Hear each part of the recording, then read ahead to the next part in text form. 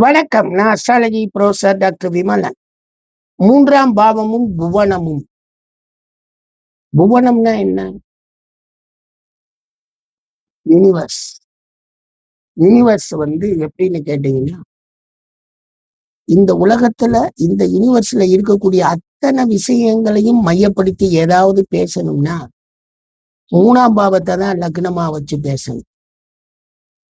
நம்ம லக்னம்ங்கிறது நாம பிறந்தது கிழக்கு பக்கம் லக்னம் உதயமாகுது அப்படின்னா, இந்த ஏன் சார் 3ஆம் பாவத்தை புவனத்துக்கு கொடுத்தாங்க அப்படின்னு கேட்டீங்கன்னா, 3ஆம் பாவத்தின் விஷயங்களை அங்கதான் வீரியமும் இருக்கு. அங்கதான் மிகப்பெரிய ஆற்றலுடைய ஸ்தானம். அதை பத்தி நிறைய பேரு என்ன சொல்றாங்க, சார் இந்த 3ஆம் பாவத்தினால் எதை அறிவோம் எதை அறிவோம் நாங்க.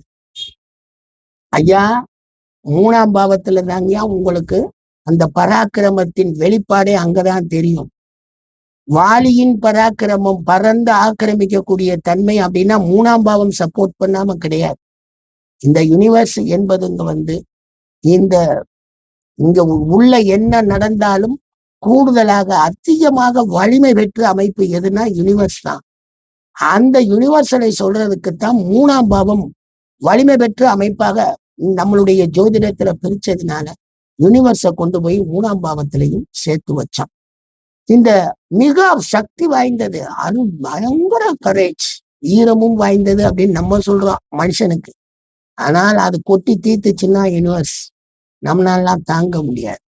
என்னதான் நம்ம ஆர்டிபிஷியலா இருந்தாலும் அந்த யூனிவர்ஸ் தான் மிகப்பெரிய வலிமை பெற்றது. எனவே 3ஆம் பாவத்தை வலிமை பெற்ற ஸ்தானத்துக்காக யூனிவர்ஸுக்கு கொடுத்தோம். நன்றிங்க.